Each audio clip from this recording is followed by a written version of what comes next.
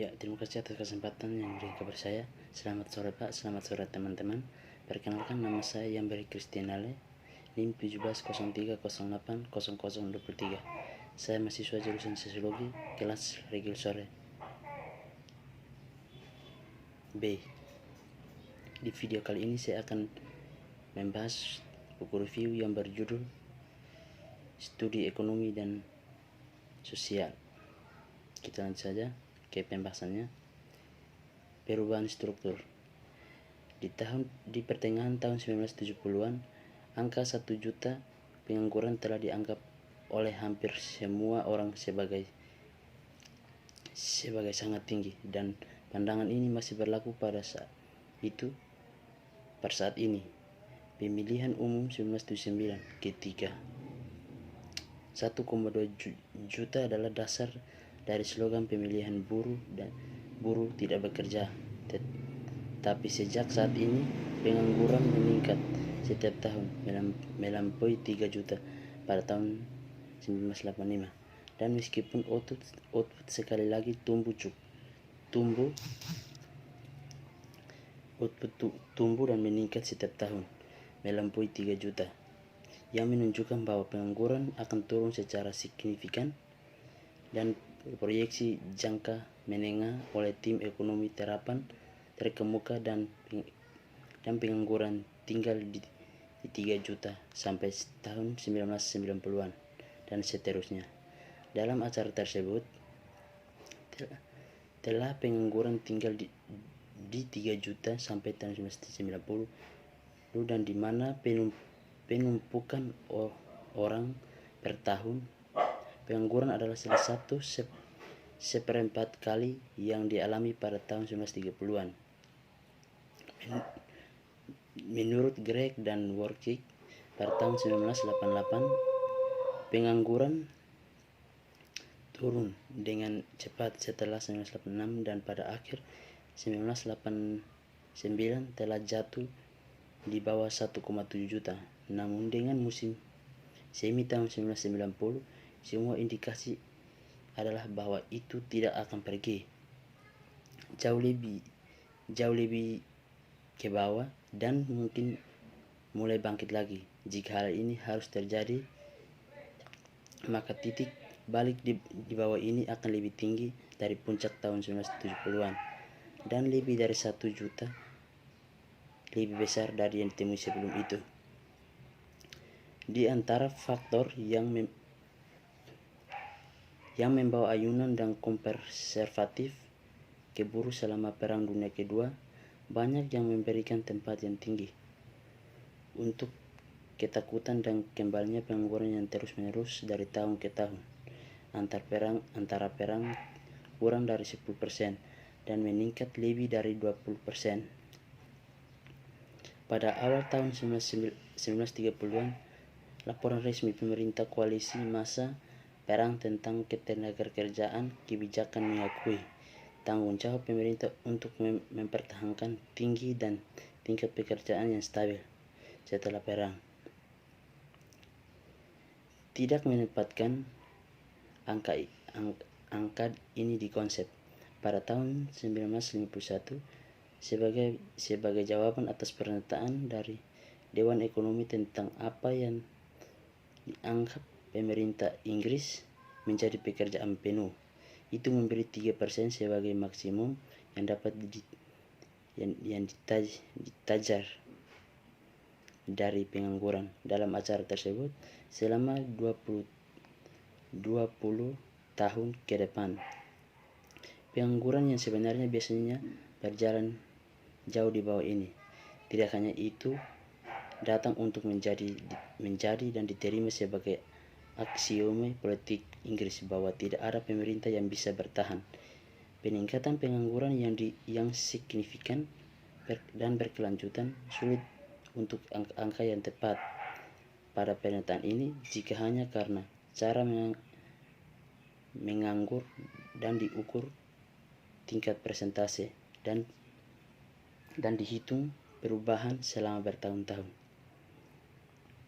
Tapi tentu saja kasus bawah saran yang dibuat pada tahun 1960-an bahwa seperti kebijakan itu berisiko menyebabkan 3 juta pengangguran sudah cukup untuk menolak dari tangan ke tangan. Ada pemerintah yang bisa bertahan hidup sehingga dikatakan penemuan politik yang paling signifikan pada tahun 1980-an adalah bahwa tidak hanya pemerintah yang dapat bertahan hidup, tetapi mereka dipilih kembali dengan meningkatkan mayoritas dan pengangguran mendekati 3 juta dan masih meningkat. Meskipun sebagian besar kenaikan dan konsekuensi dari kebijakan fiskal dan moneter pemerintah sendiri. Orang yang mungkin meragukan bahwa yang dimaksud ketika kebijakan itu diberlakukan memang benar-benar bahwa pemerintah adalah guru yang pertama sejak Perang Dunia Kedua, sejak eksplisit untuk menolak gagasan bahwa hal itu dapat melakukan kontrol langsung atas tingkat pekerjaan. Pada saat yang sama, semua penataan yang menyertai strategi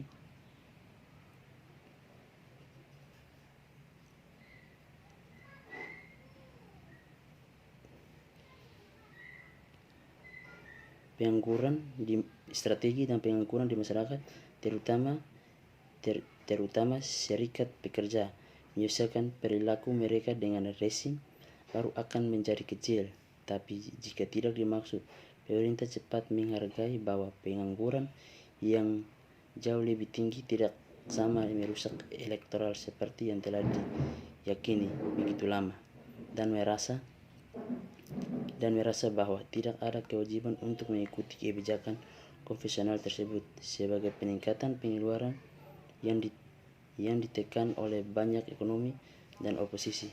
Dokumentasi praktis dan ketidakabsen politik yang telah lama dipegang ajaran mendorong gagasan bahwa mungkin itu tidak pernah benar. Itu terus-menerus diulang, tetapi tidak pernah diuji atau mengikuti baris ini lebih banyak. Mungkin telah diberikan kepada pemilihan umum pada tahun 1935, di mana pemerintah nasional dikembalikan dengan mayoritas 247 kursi, ketika pengangguran masih dari urutan 2/2 juta. Atau ajaran itu bisa saja benar dalam iklan sosial tahun-tahun rekonstruksi pasca perang, tetapi secara bertahap kehilangan kekuatannya sebagai standar meningkat dan kenangan depresi surut.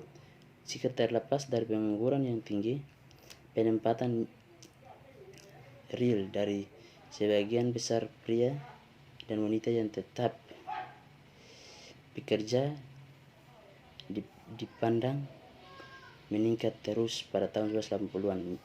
Minat mereka dalam menjaga hal-hal mungkin lebih besar daripada kekhawatiran mereka terhadap minoritas yang kurang beruntung. Apapun alasan kegagalan utama, ajaran dapat mempertahankan kekuatan selama publik percaya bahwa itu berada dalam kekuasaan pemerintah untuk mempengaruhi tingkat pekerjaan dan pengangguran. Perubahan sikap politik mencerminkan pengakuan publik dari kebenaran pernyataan pemerintah dan diikuti selama lebih dari seperempat abad oleh pemerintah. Partai buruh dan konservatif telah selalu salah sehingga pekerja penuh telah terjadi tidak tetapi terlepas dari upaya pemerintah untuk mencapainya, atau mungkin bahwa perubahan telah terjadi dan struktur atau keadaan ekonomi sehingga kebijakan yang pernah berkaisat tidak lagi tepat. Perubahan ini dalam persepsi tentang signifikasi elektoral pengangguran dan dari kekuatan pemerintah untuk meninjau apa-apa tentang hal itu jika terjadi, membuat ini saat yang baik untuk meninjau prospek untuk pekerjaan dan pengangguran di Inggris di tahun-tahun mendatang. Ya, jadi baik, itulah hasil review buku saya. Kurang lebihnya saya mohon maaf. Terima kasih.